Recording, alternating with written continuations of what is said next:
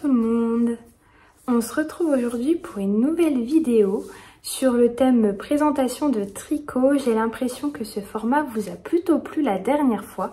Donc je réitère avec cette fois 3 patrons qui sont pour moi des patrons automnaux, c'est-à-dire qui sont pour moi des patrons que je porte à l'automne, que ce soit à cause du modèle ou à cause de la laine que j'ai utilisée. Ce ne sera pas forcément des patrons automnaux pour vous, mais en tout cas voilà, j'avais envie de vous les présenter là.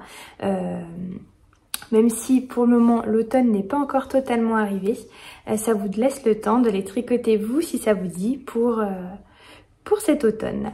Donc moi je suis Clémence, je suis une tricoteuse qui habite près de Dijon en France.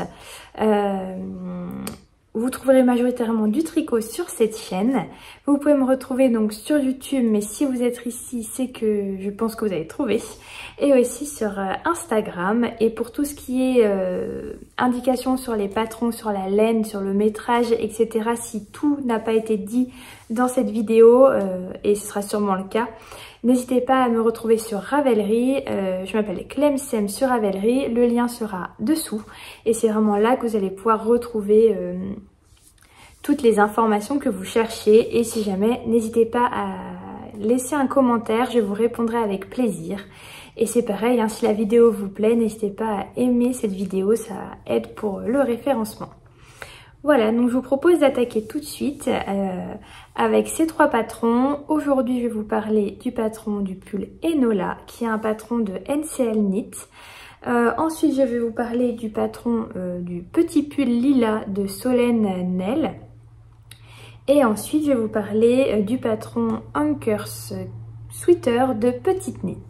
Ces 3 patrons sont disponibles en français, je le dis tout de suite parce que j'ai peur d'oublier par la suite. Donc le premier, celui dont je vous ai parlé au tout début, c'est le patron du pull Enola, qui est un pull de Nadia Crétin-Leschène, donc NCL Knit, qui est un patron payant disponible sur Ravelry en français. C'est un pull qui se tricote de haut en bas et qui se caractérise par cette magnifique dentelle. Donc c'est un pull où les augmentations, enfin c'est un yoke, donc on fait des augmentations de manière régulière sur un seul rang, enfin on fait beaucoup d'augmentations sur un seul rang. Donc caractérisé par cette dentelle, et ensuite c'est vraiment tout le reste du pull du zéro cerveau. Donc il se commence par cette bande d'encolure, ensuite on a des rangs raccourcis, ensuite on a cette magnifique dentelle qui pour moi n'a pas été la dentelle que j'ai préféré réaliser parmi toutes les dentelles que j'ai déjà faites. C'est une dentelle qui est oui très esthétique mais qui n'est pas du tout facile à se retenir. Donc à chaque fois j'étais sans cesse en train de regarder mon patron, ce qui n'était pas très agréable, mais le rendu valait clairement ce temps de concentration. Au niveau de cette dentelle, donc on a 2 répétitions. On a comme la majorité du temps hein, des mailles ensemble, des diminutions, des jetés. Et aussi on a des noppes. Donc on a 3 jeux de noppes par motif. Et voilà, répété autant de fois que le motif est répété. Donc même si ce n'est pas une dentelle évidente, même si je n'ai pas pris beaucoup de plaisir à faire cette dentelle, je regrette absolument pas. Voilà, le rendu est vraiment top. Et après, une fois qu'on a passé cette étape voilà, de la mise en place de ce yoke, derrière on sépare et on tricote tout droit en jersey zéro cerveau, que ce soit pour les manches ou pour le corps. Pour les manches, on a quand même des diminutions régulières. Et après, on a ce poignet de côte 1 à 1. C'est des côtes 1 1 de partout sur ce pull. Hein. Côte 1 1 en haut, côte 1 1 en bas. Et moi, pour la finition, à chaque fois, j'utilise le rabat à l'aiguille que je trouve très... C'est le rabat à l'italienne, que je trouve vraiment très joli. Je préfère largement rabattre à l'aiguille que rabattre avec mes aiguilles à tricoter. Et je trouve que voilà, le rendu est parfaitement élastique, sans trop l'être, et ça fait une belle finition sans avoir à faire un... Comment on appelle ça? Un rabat tubulaire, qui ça est très compliqué, enfin très long à faire. Donc moi je préfère largement ça. Donc voilà pour la construction de ce pull. Ensuite pour la laine, donc pour ce pull il faut un échantillon de fingering. Donc pour la laine j'ai choisi une fingering qui est laine de chez The Woollyskine. La base c'est Fingers Cross, donc c'est sa base fingering Merino. Oui c'est 100% Merino. Et pour la couleur, c'est la couleur Cinnamon, qui est vraiment une couleur sur laquelle j'ai craqué. Je l'avais acheté au Knit It il y a 2 ans, 2 ans. Et je n'ai aucun regret sur cette couleur, qui est vraiment un joli brun je dirais peut-être que c'est écureuil le teint qui irait le plus. En tout cas, c'est un brun brique avec beaucoup de nuances. Voilà, moi je n'ai pas du tout alterné mes écheveaux et c'est quand même très... Enfin voilà, on voit pas du tout la démarcation entre les écheveaux. Donc cette couleur, c'était vraiment un coup de cœur. Je le voyais... Par contre, je savais pas dans quel projet je le voyais. Et quand le Enola est sorti, voilà, j'ai aussi eu un coup de cœur pour ce modèle. Et le combo, cette laine plus ce modèle fait que c'est un pull que j'adore énormément. L'avantage de ce format de vidéo, c'est que je vous montre des patrons que j'ai tricotés il y a déjà quelques temps. Donc j'ai du recul sur si je les porte ou pas et sur le vieillissement de la laine, sur plein de choses. Donc c'est l'avantage de ce format. Là, donc celui-ci, il a 1 an, il a quasiment 1 an. Je l'avais tricoté en octobre l'année dernière. Donc je l'ai un peu porté à l'automne l'an passé. Et après, je suis rapidement passée au gros pull. C'est vrai que moi, les pulls en fingering, je les porte relativement peu. Quand il fait très froid, eh ben, je préfère largement un pull en déca. Et puis quand il fait moyennement froid ou quand on a des beaux après-midi, je préfère porter un t-shirt avec un gilet que je peux enlever. Et voilà, donc ce qui fait que mes pulls en fingering, je les porte assez peu. Mais malgré tout, je suis très contente d'avoir celui-ci dans mon stock. Je dois avoir 3 pulls en tout en fingering. Un que je porte pas du tout, que je vais sûrement détricoter. Et puis les 2 autres que je porte quand même de temps en temps. Et celui-ci, c'est vraiment mon coup de cœur de ma garde-robe. Je recommande à 1000% le patron qui est super bien expliqué. Et je recommande cette laine qui est vraiment d'une très grande douceur. Donc voilà, là vous voyez que j'ai laissé le fil. C'est que je compte mettre une petite étiquette pour vraiment réussir à différencier le dos du devant. Parce que même s'il y a des rangs raccourcis, des fois c'est pas forcément évident le matin quand on attrape son pull de savoir dans quel sens il va. Là au moins avec la petite étiquette, je me poserai plus la question. Mais en attendant, je laisse le fil. Donc voilà pour ce premier patron que je voulais vous présenter. Ensuite pour le deuxième patron, c'est un pull que j'ai tricoté il y a de ça 3 ans, que j'ai vraiment beaucoup aimé tricoter. C'est un pull que je porte peu parce que la laine me gratte, voilà. Donc je vous le montre, mais c'est aussi pour ça que vous m'avez peu, enfin que en tout cas jusqu'à maintenant, sur aucune de mes vidéos je dois le porter je pense, parce que je le porte très très peu. Donc il s'agit du petit pull lilas qui a un patron de Nell. Je ne sais jamais si ça se prononce Nell ou Nal. Bon, de Solène à Nal. Je vous mettrai tout dans la description en dessous. Qui est un pull qui est également avec un échantillon de fingering. Qui se tricote aussi de haut en bas. Et qui se caractérise par déjà cette encolure en V. Ses emmanchure marteau et cette dentelle qui fait tout le corps. Et il y en a aussi un jeu de dentelle sur les manches. Un peu plus légère sur les manches. Donc échantillon de fingering comme je vous disais. Et elle est recommandée, ce patron est recommandé de tricoter avec un fil d'alpaga lace et un fil de mohair lace également. Donc avec 2 brins. Pour ma part, j'étais pas fan du rendu quand j'ai eu la laine et l'échantillon sous les yeux avec le mohair et la lace. Donc j'ai tricoté avec 2 brins d'alpaga.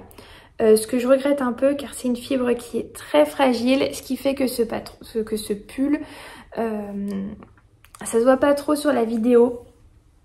Mais j'ai déjà eu à rentrer beaucoup de mailles. Et là voilà par exemple, ça j'avais dû m'accrocher quelque part. Disons que je trouve que c'est un pull qui est plutôt fragile et pour moi l'alpaga quand il est... Donc là c'est du 100% alpaga, cette laine c'est la Isager ou Isager, je sais pas comment ça se prononce non plus. Et cette laine, enfin pour moi l'alpaga quand il est juste, il n'y a que de l'alpaga, pour moi ça me gratte. J'ai une peau qui pourtant n'est pas sensible mais là moins il me gratte. Donc même si je le porte avec un petit débardeur en dessous, ça me gratte au niveau du cou, ça me gratte au niveau des manches. Et en plus il est très fragile, donc je le porte assez peu. Malgré tout, au tout début, je l'ai énormément porté.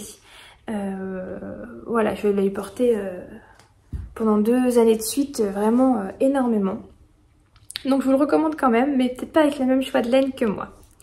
Donc pour en revenir déjà au patron purement, donc qui se commence du haut, par le haut, il se termine donc par le bas, par des côtes 1-1. Le patron comporte normalement des manches 3/4 que moi j'ai fait longues. Donc j'ai juste continué les diminutions comme au même rythme que c'était déjà écrit dans le patron. Et au lieu de m'arrêter manche 3/4, j'ai continué pour avoir des manches longues.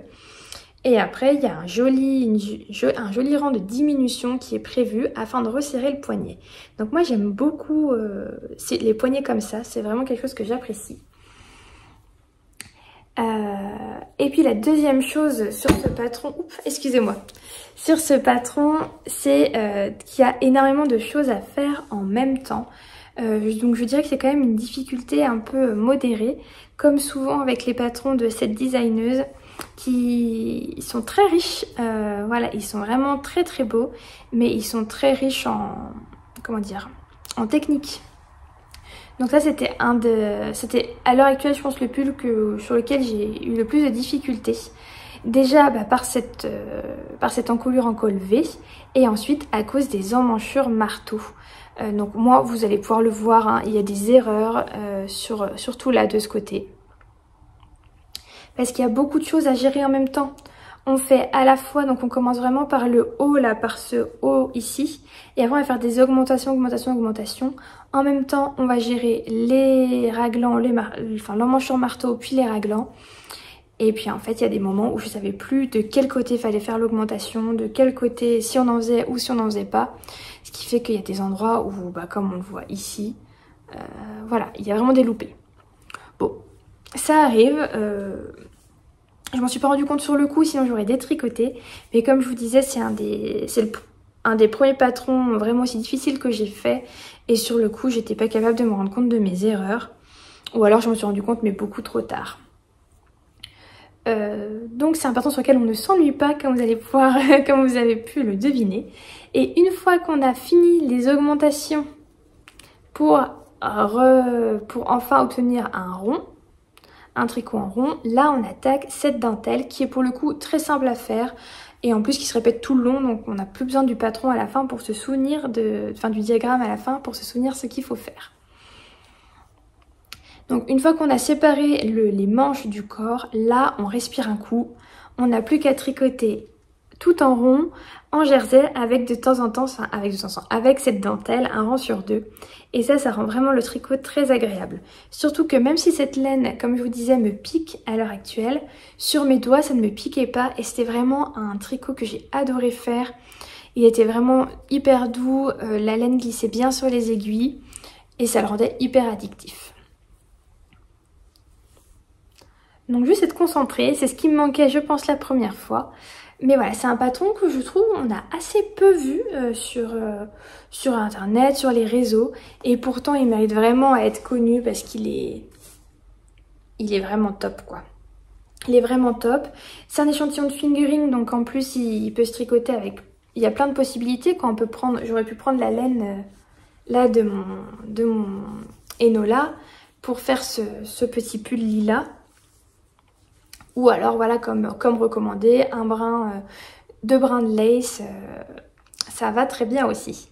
Donc ça c'est un pull que je vous présente aujourd'hui dans cette vidéo de patron d'automne. Parce que c'est un pull en fingering, donc pour le début d'automne ça va très bien.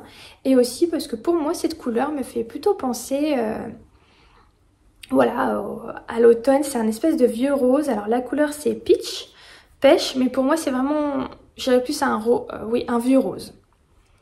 Un vieux rose, j'avais adoré cette couleur au moment où j'avais commandé la laine.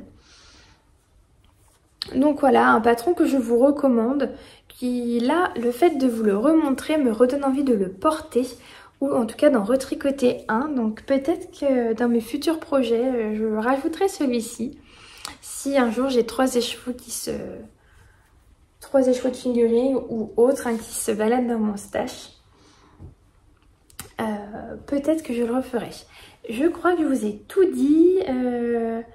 Oui, c'est un patron en français. Sur Ravelry, c'est un patron qui est payant. Oui. Voilà, plutôt un niveau quand même avancé ou une bonne concentration quand on le tricote. On va passer au troisième tricot que je vais vous montrer. Il s'agit du pull Anchors de Petite Knit. Donc le nom exact c'est Anchor Sweater My Size parce que on va dire que chez Petite Knit les Anchors c'est vraiment une grande catégorie. Il y a le cardigan, le pull et en enfant il y a cardigan, pull fin et pull un peu plus épais. Donc vraiment c'est une grande catégorie. Donc là c'est la taille adulte et en version pull. Celui-ci c'est un pull qui se tricote en DK. Donc moi j'ai utilisé la laine recommandée qui est la Sunday de Sonnes Garn qui est une laine fingering qu'on tricote en double. Et pour la couleur, moi c'est la couleur lisse beige. Alors je vais vous trouver le chiffre parce que selon les endroits où on l'achète, c'est pas forcément le même nom. Là c'est la couleur 3021.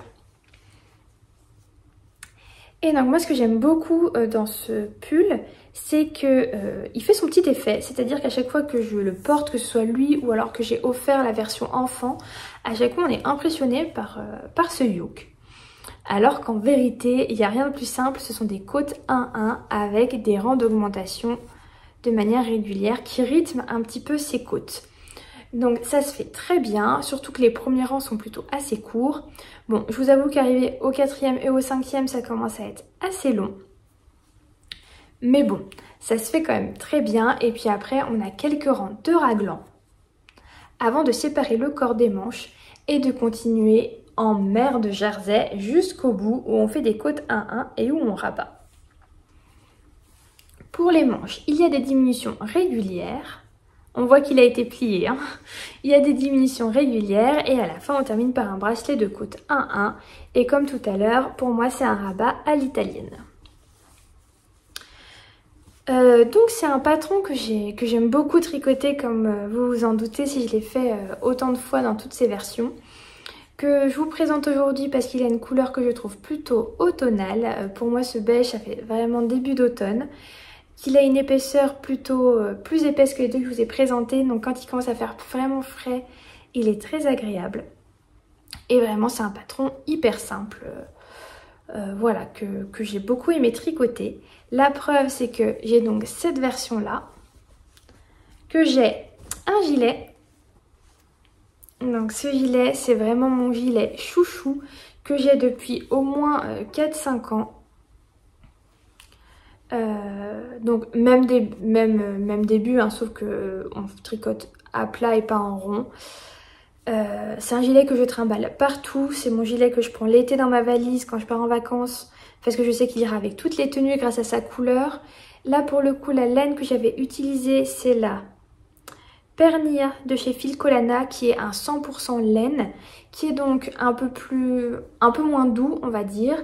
Et au niveau donc du vieillissement, comme vous le voyez, il y a plein de bouloches. Je ne l'ai pas rasé cette année, d'habitude je le rase une fois par an, ça lui redonne toute sa jeunesse, mais malgré tout c'est une laine qui bouloche. Et puis en plus pour ma part ce gilet il est trimballé, il est mis en boule dans un sac, dans la voiture, voilà. Par rapport au nombre de fois que j'ai porté ce gilet, par rapport au nombre de fois où il a été trimballé et pas forcément bien traité, je trouve que c'est tout à fait honnête au niveau de la laine. Surtout que de mémoire, la Pernilla de chez Filcolana n'est pas du tout une laine excessivement chère. Je pense même que c'est plutôt une laine plutôt à un prix correct. J'essaye de vous retrouver l'échantillon parce que pour le coup... je crois que ça se tricote en fingering. Ce qui est fait que je l'avais trouvé long à tricoter. Alors, il faut que je remonte. Parce que j'ai fait beaucoup de projets depuis. Ah, pareil, je vous disais qu'il avait 5 ans. En fait, il a que 3 ans. Donc ça fait 4 étés que je le trimballe de partout. Et qu'est-ce que je cherchais? Oui, l'échantillon. Oui, c'est un échantillon de fingering. Et moi je l'avais acheté chez Triscott. Donc pour le coup, Autant bah là, c'est de la déca, donc les côtes, ça se fait... on n'a pas trop marre. Disons qu'arriver, voilà, comme je vous disais, les 2 derniers, c'est un petit peu long. Je vous recommande de faire comme j'ai fait, c'est-à-dire que moi, celui-ci, je l'ai tricoté en duo avec ma meilleure amie. Et on s'attendait à chaque rang de côtes, ce qui faisait que vraiment, ça donnait... ça motivait. C'est vrai que là, ce gilet... je ne le retricoterai pas, en tout cas en version gilet. J'ai celui-ci, j'en suis très contente. Mais en fingering, il y a tellement de mailles. À la fin, là, avant qu'on fasse la séparation, ces côtes, disons qu'il faut avoir un poignet plutôt solide. Et deuxième chose que moi j'aime un peu moins sur ce patron, c'est le fait que la bande de boutonnage soit tricotée en même temps que le gilet. Donc c'est très pratique, hein, on n'a rien à relever à la fin. Mais par contre, moi ce que je crains, c'est que je trouve que c'est une patte de boutonnage qui se tient beaucoup moins bien. Voilà, je trouve que c'est beaucoup moins esthétique finalement. Surtout que là c'est compliqué à voir, mais ça a tendance à je sais pas comment dire, mais à s'affaisser de chaque côté là vers le bas du gilet. Et je trouve que ça ne le fait pas quand on porte quand on fait une patte de boutonnage relevée. Voilà, c'est la seule critique que j'aurais à faire. Sur ce patron, comme je vous disais, ça m'empêche pas d'énormément le porter. Et moi, j'avais ajouté des boutons de chez Liz Taylor qui sont roses. Je trouvais que ça contrastait un peu avec ce gilet qui est beige. Pour la couleur, c'est la couleur marzipan ou pâte d'amande selon le site sur lequel on achète. C'est la 977 qui est vraiment une couleur passe-partout. Donc vous voyez, pour ce patron, je crois que j'aime bien les couleurs neutres. Et ce que je vous ai pas dit pour le pull, c'est que je sais pas pourquoi j'ai fait ça, mais j'ai voulu tricoter, donc j'ai tricoté une taille M pour obtenir une taille S. Pourquoi une taille S? Je ne me l'explique pas parce que je l'ai tricoté il y a 2 ans, je n'ai pas changé de taille entre temps. Je pense qu'à ce moment-là, je voulais un tricot ajusté. Bon, le fait qu'il soit en côte fait que c'est plutôt élastique, mais je le trouve un poil trop ajusté par rapport à ce que j'aime porter. Moi j'aime bien avoir des pulls un peu plus larges, c'est ce que je préfère. Donc celui-ci, je ne me tourne pas vers lui en priorité parce qu'il est un peu trop large. Mais comme je l'aime beaucoup et que j'ai détricoté il n'y a pas très longtemps un pull en déca, que je ne portais pas du tout pour le coup, j'ai décidé d'en remonter un. Donc voilà, là j'en suis au début, j'en suis sur la fin de ma 4e répétition de côte. Je le tricote cette fois en Pénélope de Dererum Natura coloris bois flotté. Donc il pourra rentrer dans la catégorie des tricots automnaux. Et voilà, je suis ravie de recommencer à nouveau ce patron qui est vraiment très simple. Et comme je vous disais, il a vraiment un rendu... à chaque fois, les personnes ont l'air impressionnées alors qu'en fait, c'est des côtes. C'est vrai que ça a un petit aspect de brioche. Mais voilà, c'est simplement des côtes. Donc me voilà repartie pour un nouveau. Je verrai si je continue de porter celui-ci ou pas. Le fait qu'il soit un peu serré. Donc autant les autres... Celui-là, j'ai énormément de recul. Je le porte énormément. Le petit pull lilas, comme je vous disais, j'ai pas mal de recul aussi. Je ne l'ai pas porté l'année dernière, peut-être que je le reporterai cette année. Mais comme il pique, j'ai tendance à le laisser un peu de côté. Et par contre, celui-ci, je pense beaucoup le porter cette année. Donc, je verrai si celui-ci, je le porte. Ou si je le délaisse un peu comme l'an passé, vu qu'il est serré. Si c'est le cas, option 1, je le détricote et je réutilise la laine pour autre chose. Mais d'un autre côté, cette laine, je n'arrive pas à l'avoir dans autre chose que ce pull. Ou alors, je l'offrirai à quelqu'un qui fait la bonne taille. Vu que j'aurai celui-ci.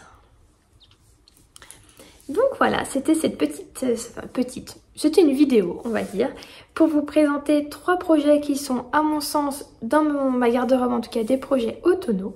J'espère que ça aura pu vous donner quelques idées pour votre automne à vous. La prochaine vidéo que je prévois, c'est une vidéo d'accessoires d'automne. Je sais pas encore trop ce que je vais mettre dedans, mais en tout cas, voilà.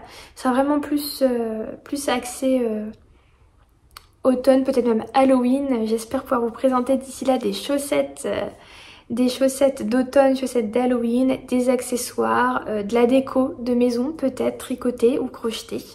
Donc on verra, mais voilà, à mon avis ce sera ça la prochaine vidéo avant d'embarquer pour des projets d'hiver. N'hésitez pas à me dire ce que vous avez pensé de cette vidéo, que ce soit en bien ou si ça vous a pas plu, vous avez le droit de me le dire aussi pour que j'adapte un peu mes contenus. Donc voilà, je vous souhaite une belle journée, un bon tricot, un bel automne aussi. Et je vous dis à bientôt!